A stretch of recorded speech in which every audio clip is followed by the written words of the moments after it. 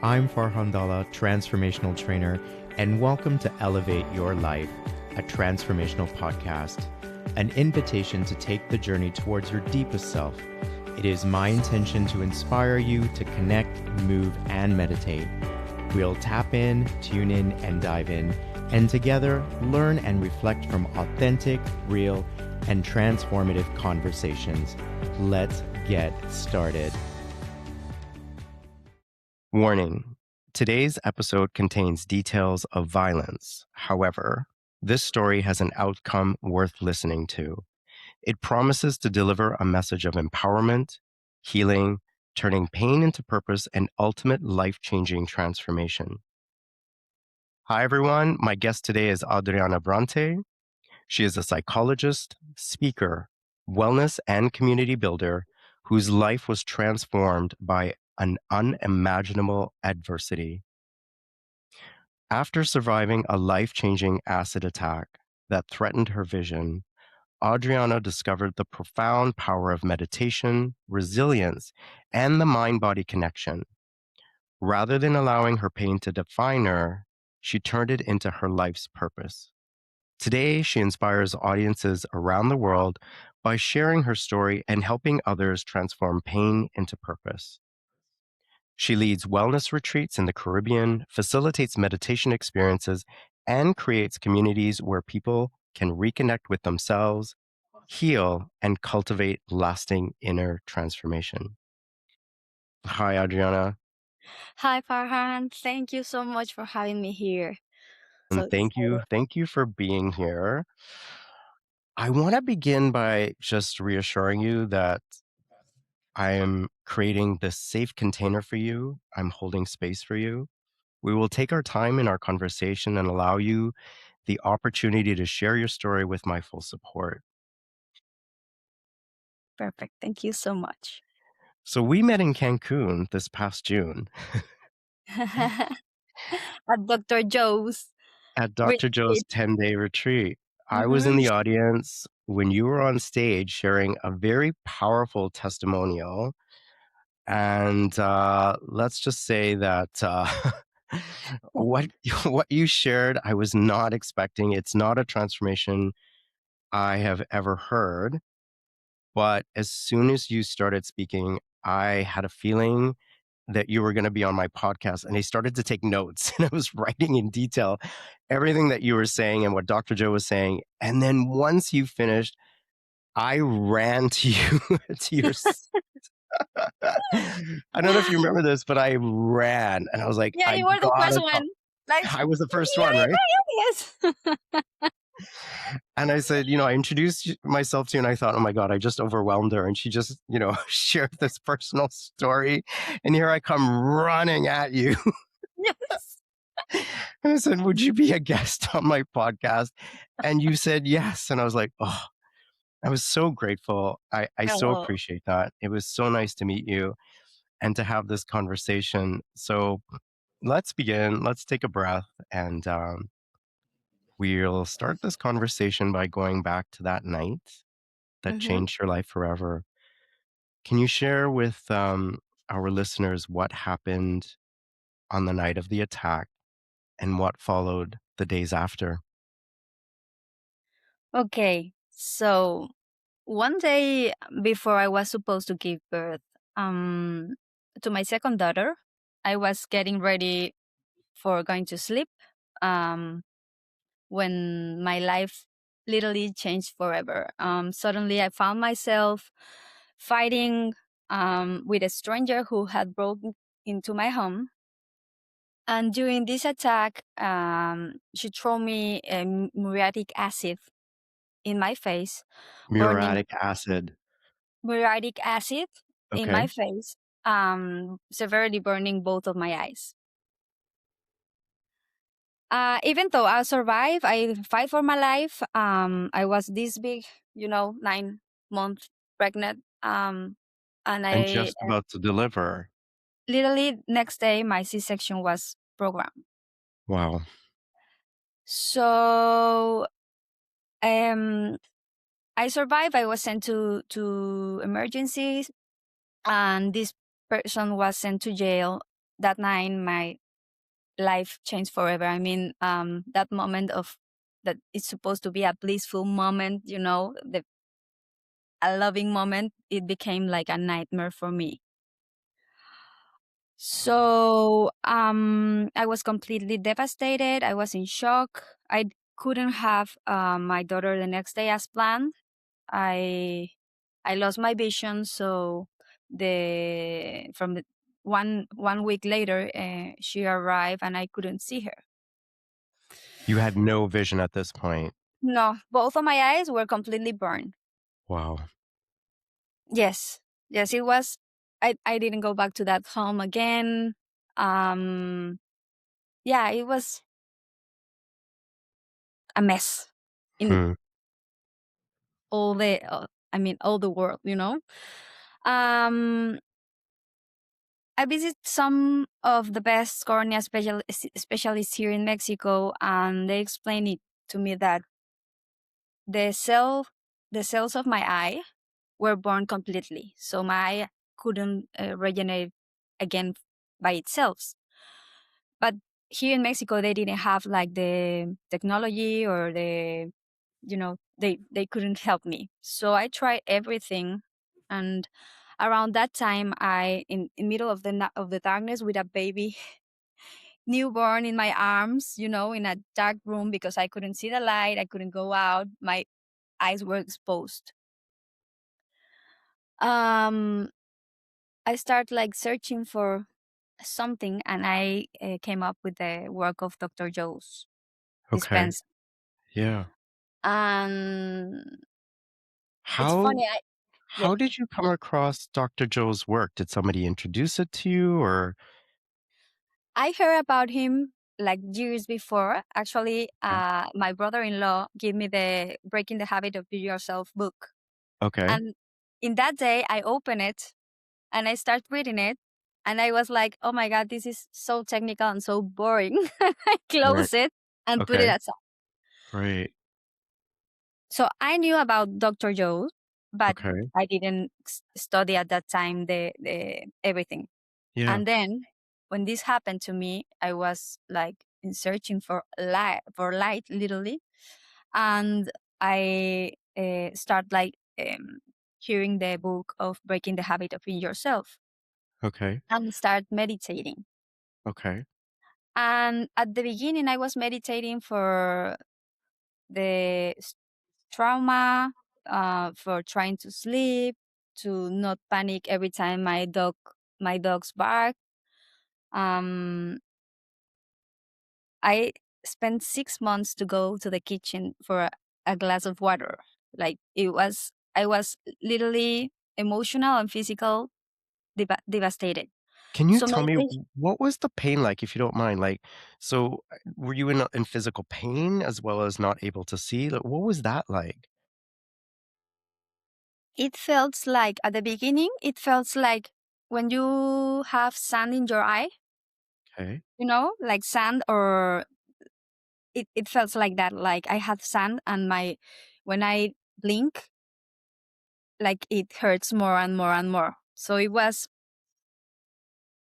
awful. It was like, yeah, like how do you say when you have Like a burn? open, yeah, like a burn in your Mhm. skin, but in your eyes. Wow.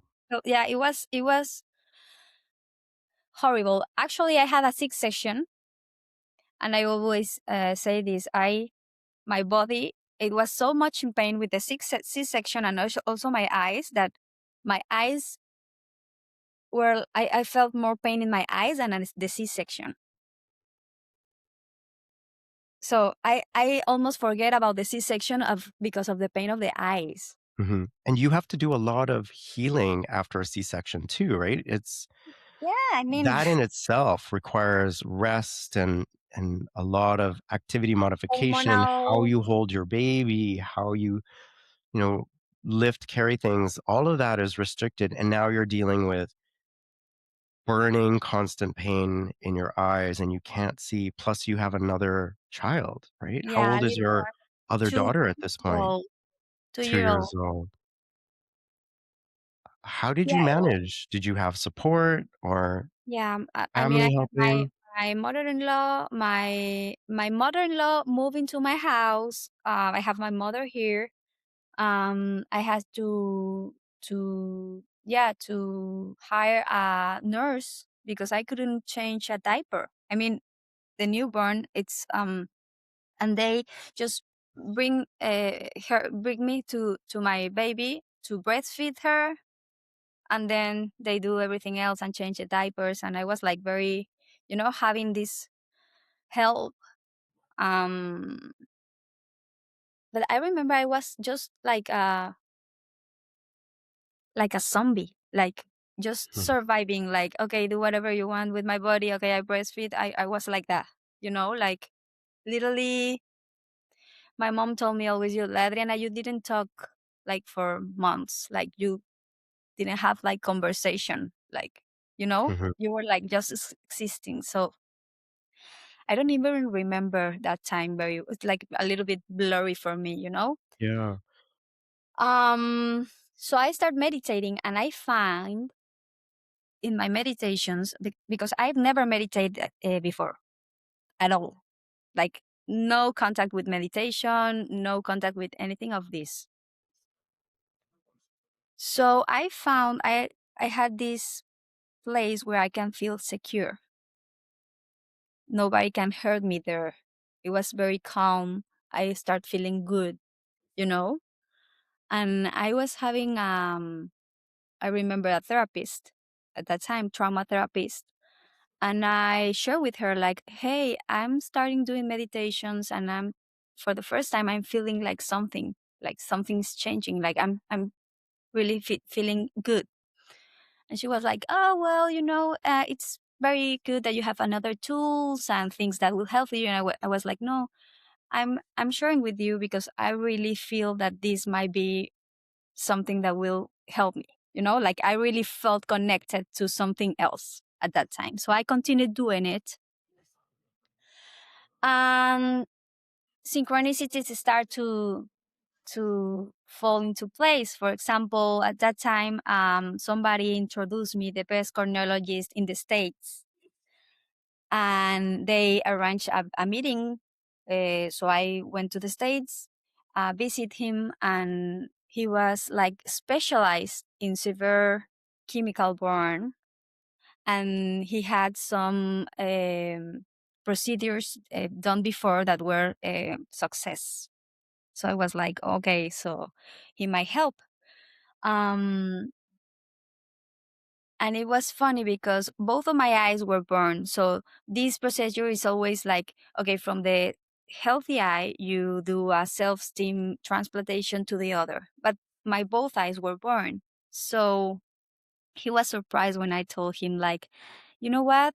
Because he told me we have to search for a donor, and we usually use family.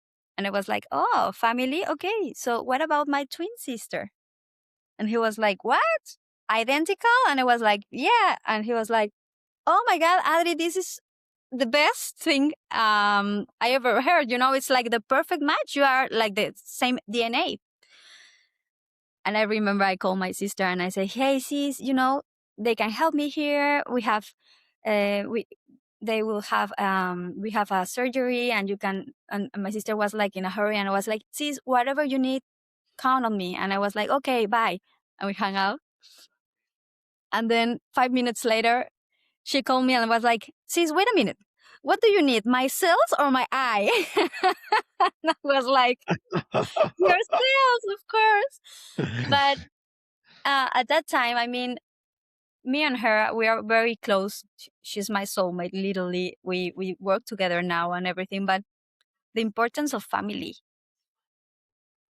He She could give her eye to me, literally. So for me, it was, we always take it for granted, but it's so important. Hmm. So we have to wait 1 year to do the procedure.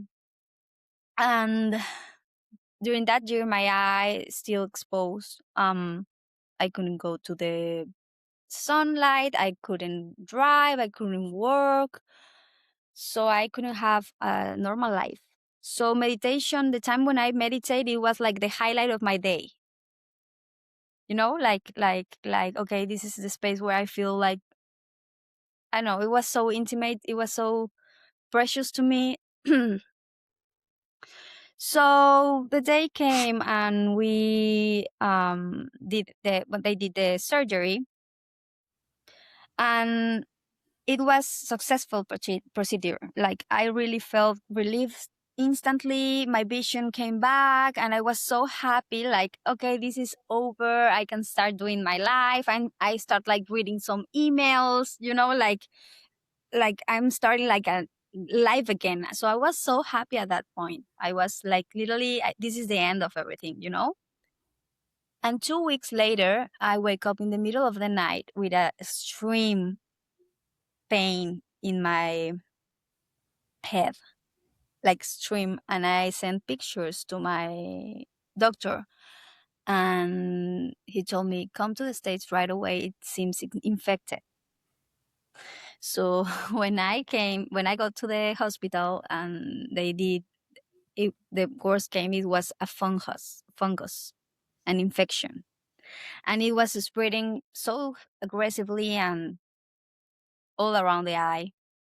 And they had to do a stream treatment to kill, the fungus. And of course, all the cells that they were put were killed. So a ulcer came, and that ulcer started like getting my cornea thinner and thinner and thinner. And they were very worried because maybe it would be perfored, so I will lose the eye. So everything that seems like getting better at that point, it was a mess. Like I was in shock. I was like, what? Yeah. It was Yeah. like, You had all these steps forward, and then this is a big setback. yeah, a big one. So every Monday I have to fly to the States, take a flight at 5 a.m. and come back to in the afternoon, um to check the eye, to review. And every day I came back crying. They told me, you were getting worse, it's getting thinner, you're in extreme danger, you're gonna lose the eye. I remember one specific meeting with the doctor. He was like this, like, Adri, I don't know what else to do with you. Like really, I do everything by the book that I can, and you still getting, your cornea still getting thinner, thinner, thinner. And they couldn't make a transplant because I don't have cells to receive that transplant. So there was like nothing to do. So I remember I was like very frustrated, and I was doubting myself, like, am I meditating right? I was hearing all these stories of mystical experience, a light come into myself and surround me, and this, like, and I never felt like that before, nothing like that. So I was asking myself, like, am I doing this right? Maybe I'm not doing good, like something is wrong about me. So I came with a story of transformation of a lady that was with Dr. Joe's. And she explained, like, I had metastasis, cancer. The book came into my life. I read the book, and I didn't see lights. I didn't have the mystical experience. I just commit to myself to do the work and do the meditation every day till I heal. So for me, it was so inspired, and it makes sense for me. And it was like, okay, I'm her.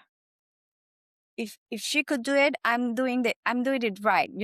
I'm just not there yet, but I'm doing it right. So I commit to myself like so strongly. Like I did a promise, like, I won't stop till I heal. I will do the work every day till I heal. Was it hard to do that with two kids? I mean, you're meditating, you still have, kids under the age of 3, and many women who are listening to this would say, "Oh, it's so hard to meditate, I don't have time." How did you manage all that? I received help from my family. I was very like support. That's true. And I did it at nights or whatever my little one sleeps, like the baby sleeps. I in that moment I plug in and I was like meditating. So I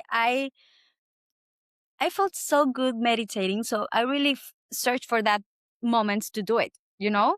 Hmm. So nowadays it's more difficult to keep doing the work. I still doing it, but because they are growing and I have now job and whatever. But at that time I was like at home, like still I couldn't see the light, so I couldn't get out of my room, things like that. So for me it was like I have time at that time and I have help.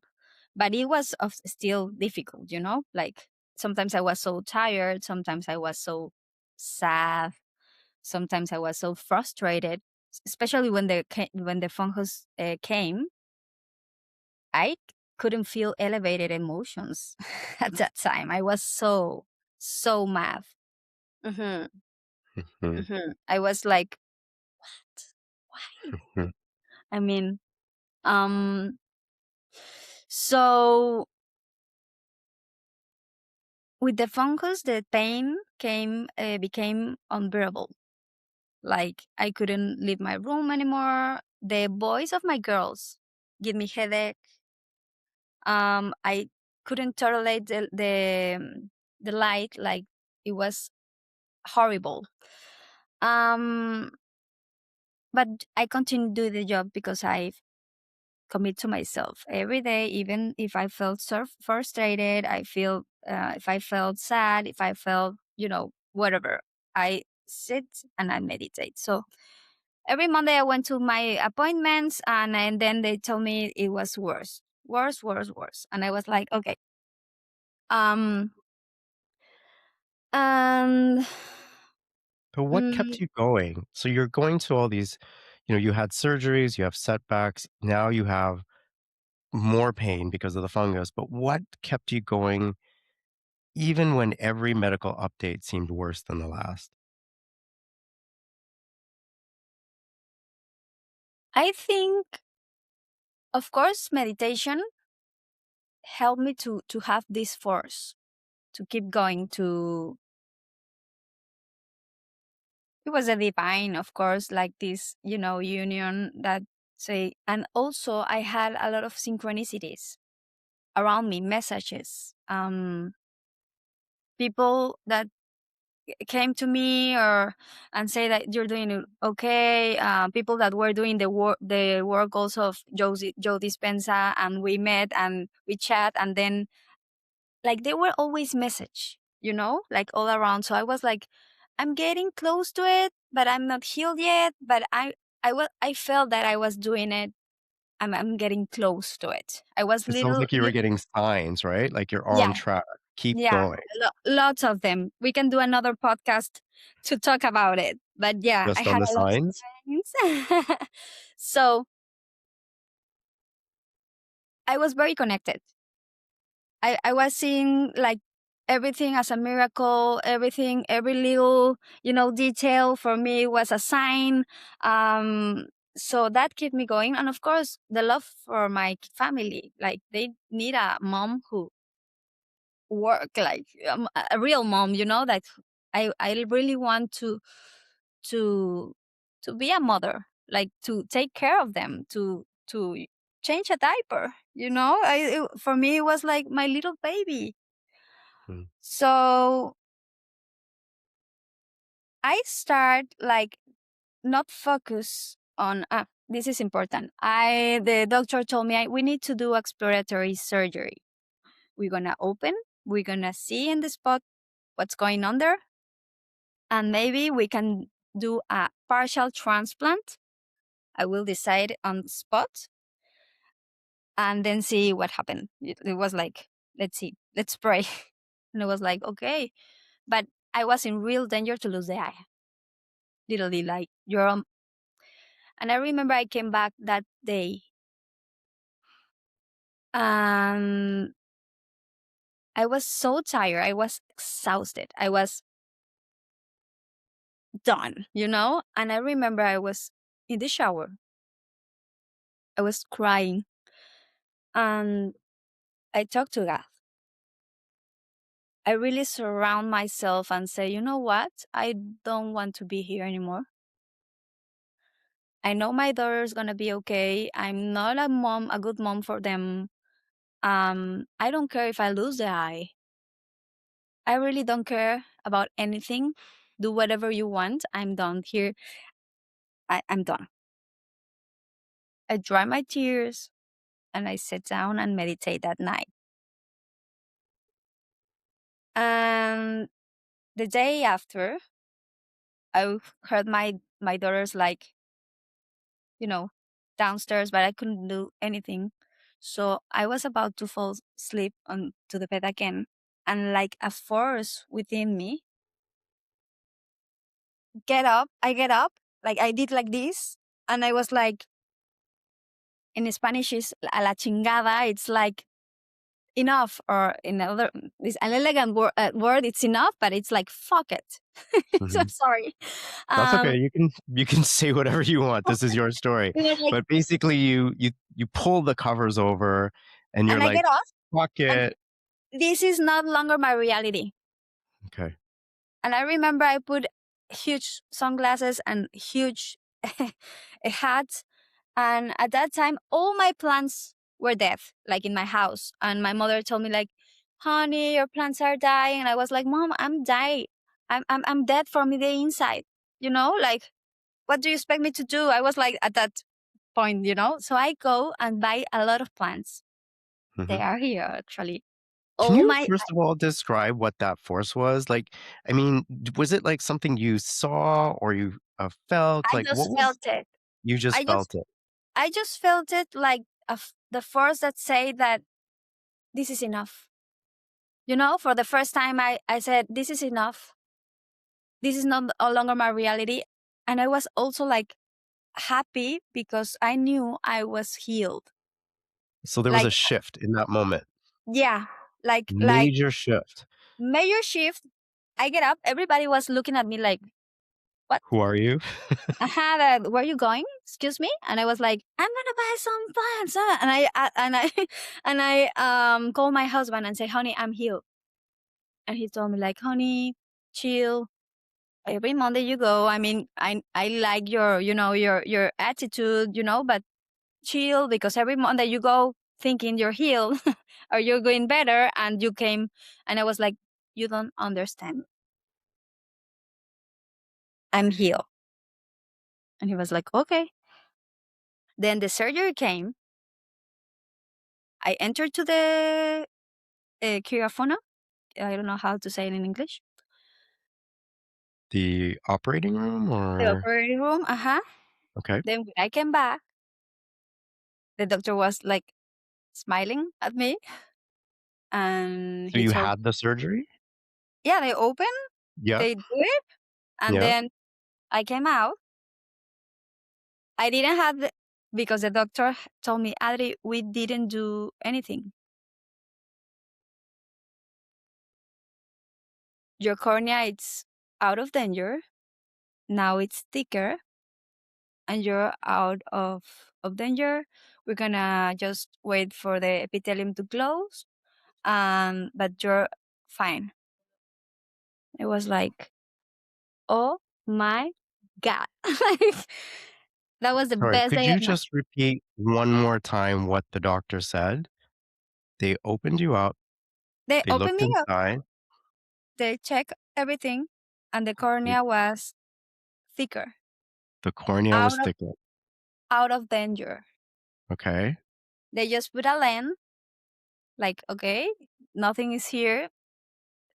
And then I came out of the surgery room, and he told me like, Adri, we didn't do anything.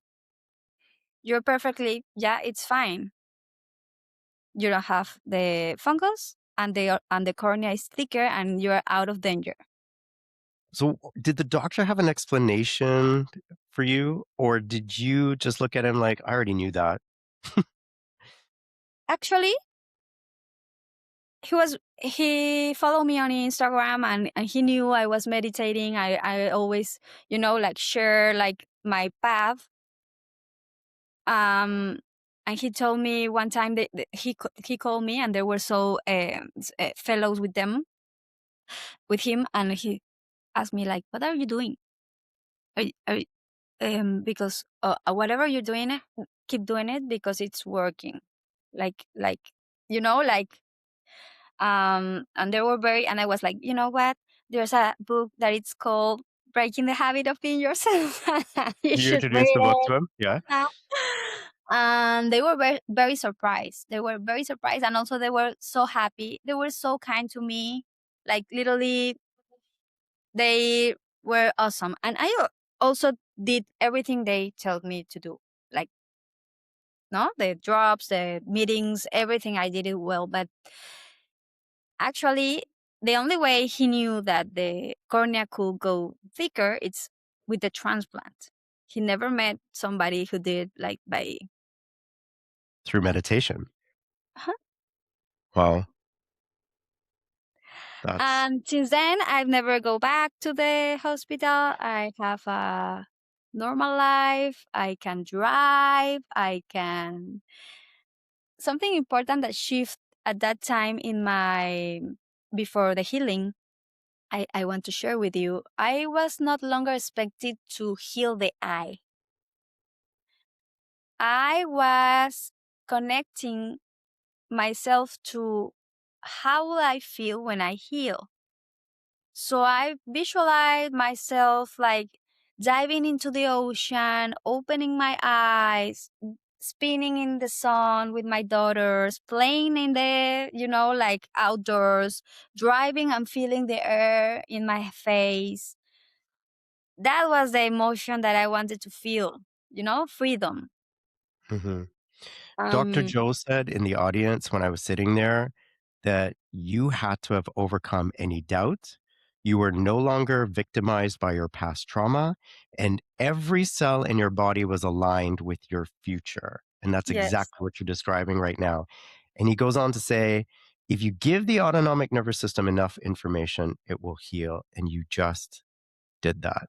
You aligned with your future self yes, as though it wasn't in the future, but it was in the present.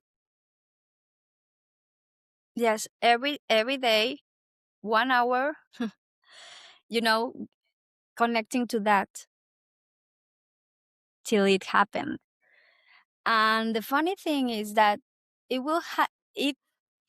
will happen when you didn't expect it, We don't have control of that. We have to do the work, as I did the work every day, but the how and when, it's up to the Yeah. universe, So we cannot so the time when I release that, like when I really surrender myself, like whatever you want, whenever you want, the miracle came. Now I can, process that and I can share with you, but at that time I was just trying You to s heal and Yeah, yeah, you surrendered. yeah, You completely surrendered without trying to control the outcome. exactly, Huh. exactly. Let's go back a little bit. At what point did meditation become more than a healing practice and turn into a way of surviving one of your darkest periods of your life? Yeah, the beginning, I mean, I as I mentioned, I needed to go to that place when I feel safe and secure, and to don't have these panic attacks, and it was like to get out of the survival mode, to not remember the what happened, you know over and over and over again, because with the trauma it happened like you the image of what happened, it was like, You repeat it in your mind. repeated every day, like even when I was sleeping. So at the beginning was, like to cut that and just to, like get out of the survival. Mhm, And over time, I keep doing the work and I felt more safe, mhm, like I say to my body, okay, you're safe. This won't never happen again. mhm. You're in a good place now, like you're secure, everything. And then I think I start to connect to elevated emotions and to create what I wanted to create. But at the first time, it was like getting out of survival. Hmm. Mhm. I use the And you meditation for that. and you got to the point where you could finally go get a glass of water from the kitchen yourself. Like that had to have been a big win in that moment and a sign of progress, Yes. right? Yes, I remember also when I went to the supermarket for the first time by myself. For me, it was huge, huge, like, okay, I'm safe. Yeah, it's like I start living again. Like, yeah. Yeah. Dr. Joe said that you have laid the footprint in consciousness for others to heal. You didn't have any stem or transitional cells, yet you generated new cells and you have new eyes. You have new eyes. Mhm. What was it like to see the world with these new eyes? Oof. I mean, it was so heavy and so dark, and but now I can see so much light. I can appreciate so much. I live fully, I every day when I get up and I feel my senses, because I mean the eyes, and we breathe and we walk, and those things that we take for granted, for me it's the most valuable. Like, I can see a sunrise, I can see a sunset, I can now get into the pool and open my eyes, I can play. So I really live now. Like, Mhm, this thing that happened to me, it helped me like to value life more than everything, and the little moments also. So I have more presence. I have I am more present. I share with my family this work also. We talk the same language. We're teaching my daughters to meditate. We do meditations with them. I I'm saw that teaching. online. That is so beautiful. And, that was one of my questions is how you've modeled or introduced this to your children. Because I saw you meditating together as a family. Yeah. My husband didn't meditate also before my healing. He was so skeptical. But Hmm. when he saw myself healing, he started doing the work, and he went to a retreat, and he's like super meditating right now. Like, he's into the work a lot. Mhm. You met him in the I 10 days. did. Yes. Yeah. So we talk this language at home. You create your reality. You can heal yourself. When my daughters have like a flu or something, we heal, and they heal themselves. I'm teaching them, like, they have the power to do it. And for me, it's a gift that I can teach them so young about this. So you don't Mhm. have to have this traumatic event to start meditating. They are like, having like a usual language at home, and they can regulate themselves. When they are angry, I see a lot of things that are changing as Mhm. they get into the meditations. So yeah, we do it a lot with them. Do you remember what it was like to see yourself in the mirror for the first time with your new eyes? What was it like to see yourself?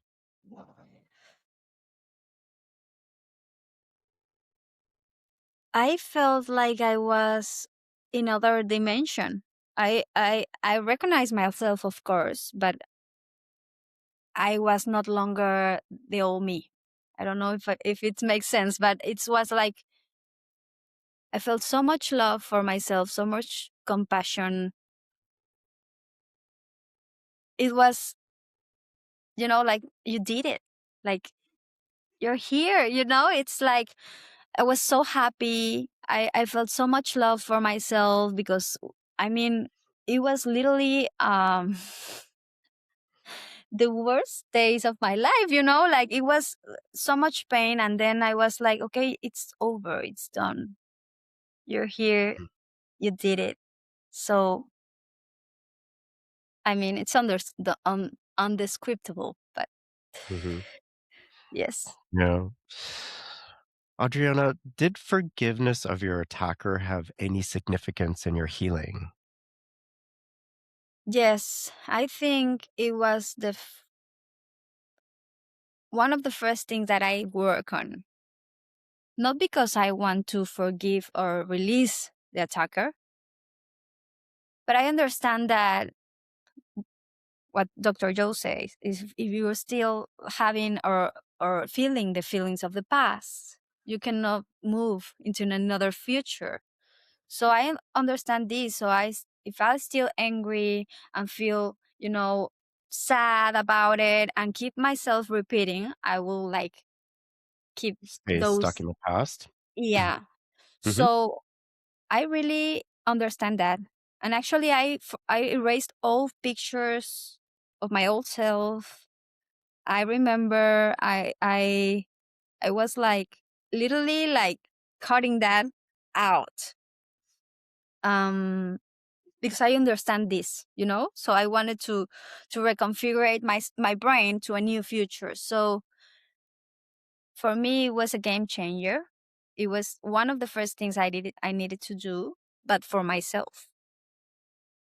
Not for the person, it's for myself and to move forward. Hmm. Hmm. So it's super important. Also, a person one guy in the retreat asked me that too.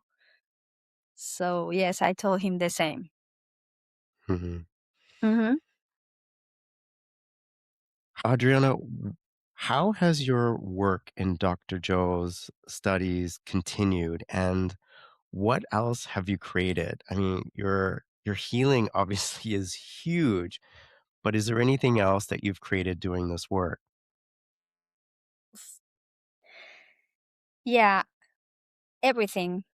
Like I'm living like many lives in this life. Like for example, I didn't go back to my job like what I did before. So I created a new job. I went into sales and I started doing like massive, uh, like so much money also, like I put in the quantum so much goals and then I reached them. Um, so everything we want to reach is like we talk the language and it's like, what do you want to create? Like my husband want to go to the World Cup. In Mexico City right now. Um, he literally manifests the ticket because there were Huh, no longer tickets and in a very good price. So things like that, it's our usual now.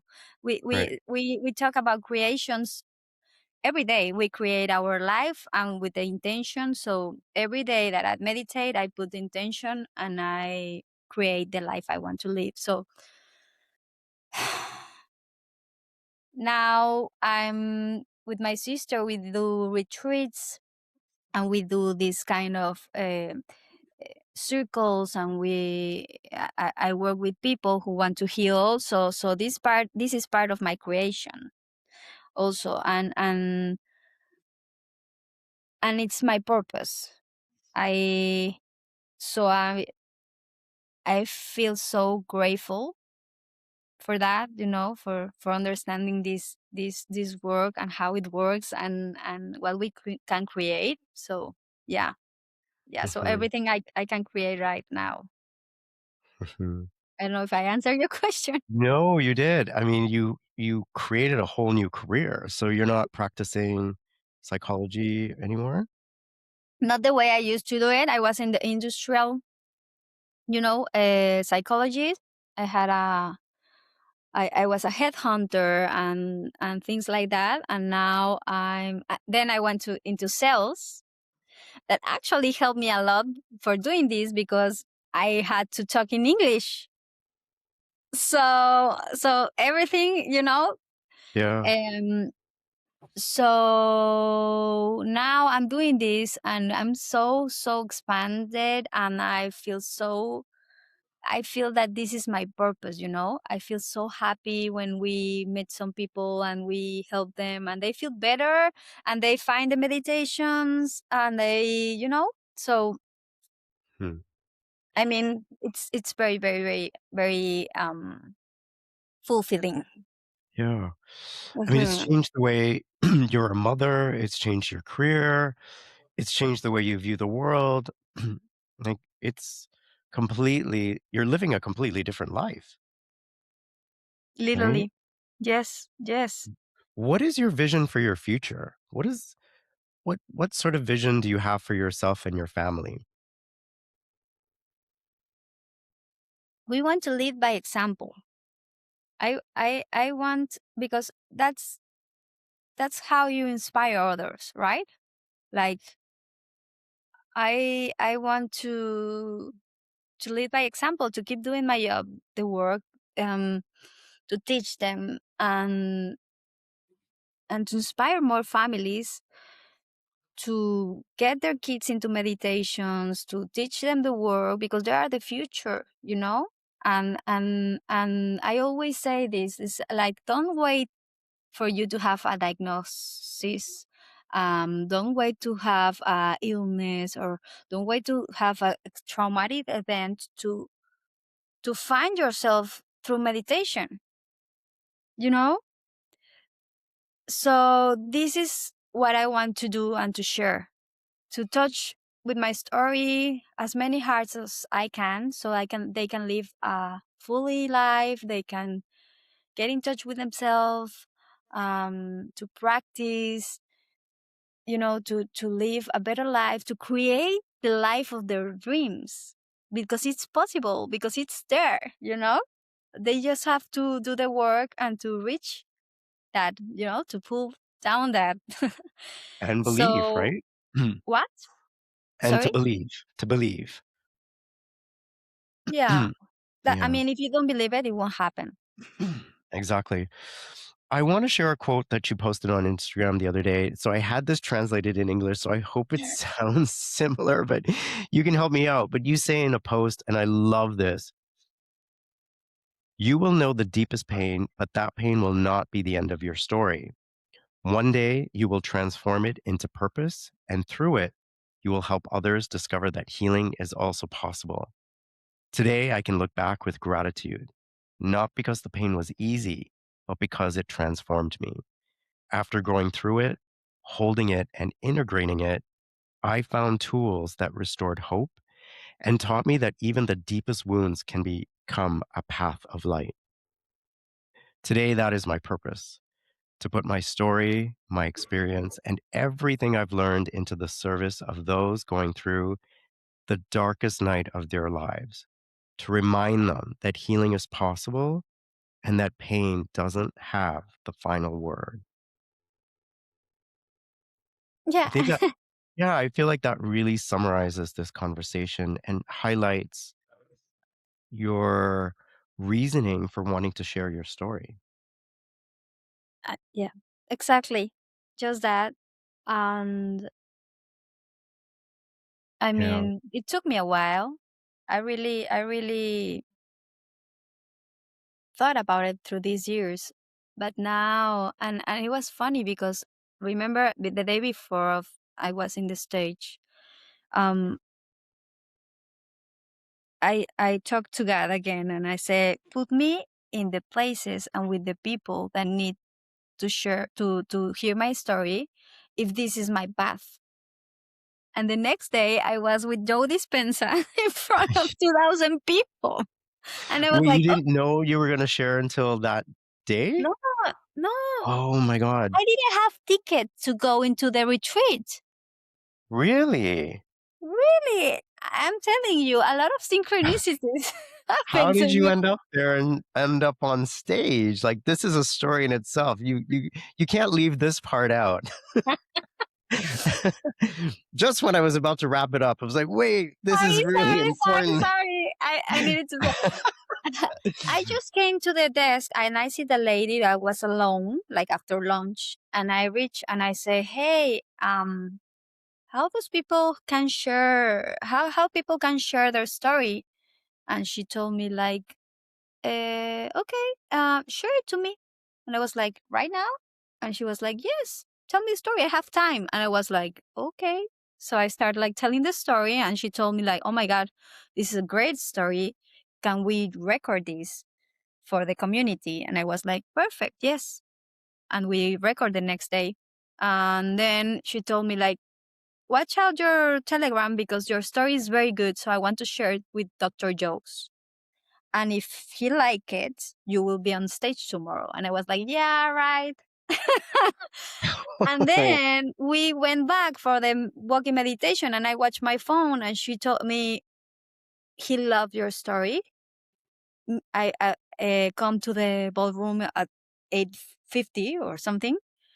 He wants to meet you." And I was like, and I was like, "Oh my God, oh my God, oh my God."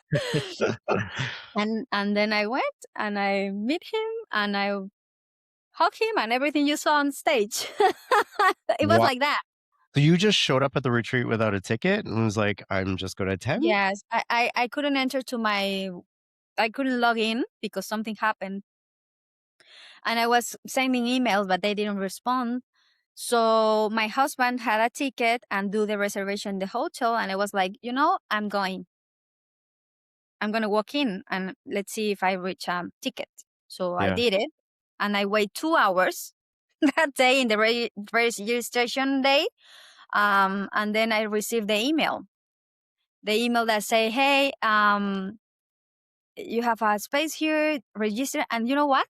What's the funny part? Hmm. Something happened in my credit cards.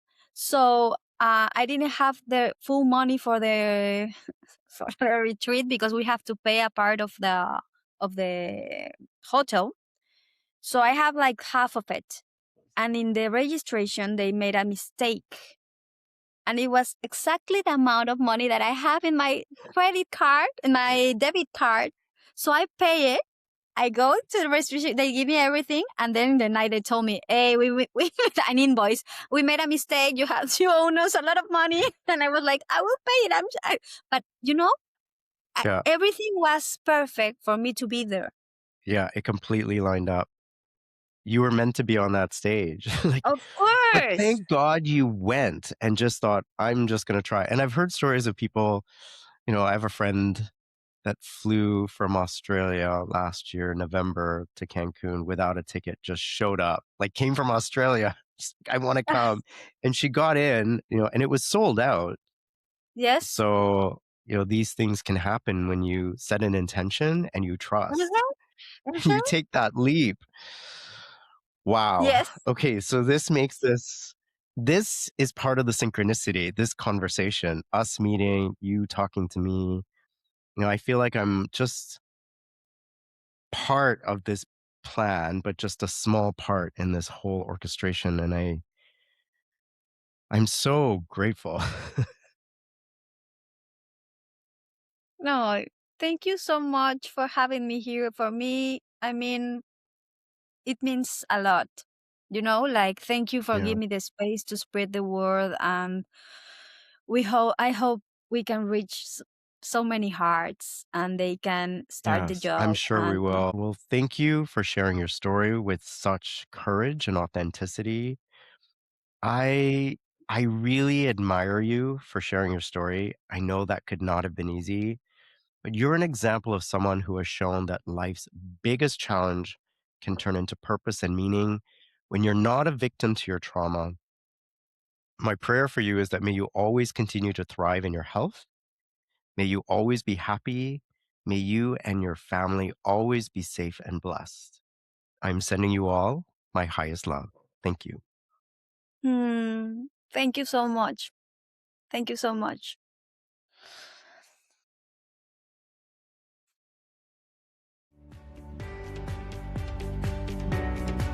I'm Farhan Dalla. Thank you for taking the time to listen to today's episode of Elevate Your Life, a transformational podcast. I hope today's conversation has elevated you in some way and inspired you to connect, move, and meditate. I'd really appreciate your support by following and rating this podcast. Come back soon and join me for another transformative conversation.